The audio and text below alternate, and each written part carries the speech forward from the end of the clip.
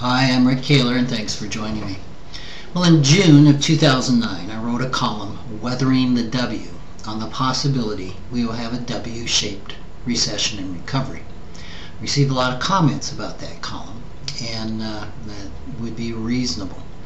This particular model would have the global stock market crash of the fall of 2008 as the first dip in the W, and this year's market rise as the high point in the middle of the letter. The second dip would be another decline equal to or deeper than the initial one. And the final high point of the W would be a sustainable recovery. I've been telling clients that the next potential down leg could actually be years away rather than months. One factor that has me really concerned is the looming tax increases slated for 2011. Once those go into effect, they probably will put a real damper on any recovery, if not creating an outright economic decline. Now, until recently, I hadn't seen this thinking put in print by any of the financial writers that I follow, but on December 11th, John Maudlin blogged an article, Thoughts on the Statistical Recovery, which you can find at www.frontlinethoughts.com, and I think it's well worth reading. And let me quote what Maudlin has to say about the W recession. Finally, this highlights my concern about a double dip recession. I think we could see one in 2011 as a result of the massive increases in taxes as the Bush tax cuts expire and the Pelosi-Reid-Obama crowd want to raise taxes on the rich.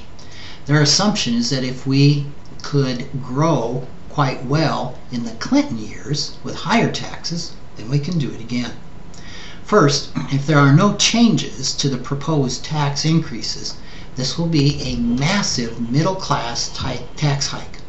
Now, make no mistake, the Bush tax cuts resulted in a huge cut in taxes of the middle class.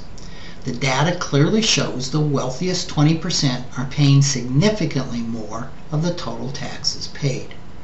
If you combine a large middle-class tax increase with an even larger new wealth tax, which 75% of it will affect the very small businesses we just highlighted, it'll be a 1-2 punch to the economic body when unemployment's already at 10%. You can't take out well over 2% and maybe 3% of GDP from the consumer without it having significant consequences, end quote. Regardless of whether we will see a prolonged decline, one thing you can count on is a decline of some nature.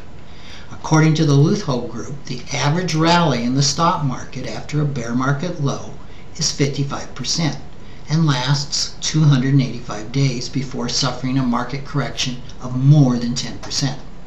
Our current rally has risen about 60% and is approaching 300 days. The second dip in the W could begin any time now. So the point is, we really don't know when this might happen. What you can do, though, to prepare for the next down market is this. Now, one thing to do is don't get out of the market now in anticipation of the next down leg. Those who listened to the conventional wisdom of the experts and got out last March missed the recovery totally. Most are only now starting to get back into the market, and as fate would have it, it's probably just in time to see another decline. If you're retired or nearing retirement, it would make sense to put 1 to 4 years worth of income into cash or CDs or an ultra short-term bond fund that doesn't use derivatives. Otherwise, be sure that you have a diversified portfolio with at least 5 or more asset classes, and personally I use 9 or 10 for my portfolios. Having cash available for the short term, 2 to 4 years of spending, will allow you to leave your portfolio alone in case of another dip so it can recover. That's even if the second part of the W is slow to come back up. So certainly take this advice into consideration. don't overreact. Just get your portfolio in good shape so that you can weather another decline. Thanks for listening.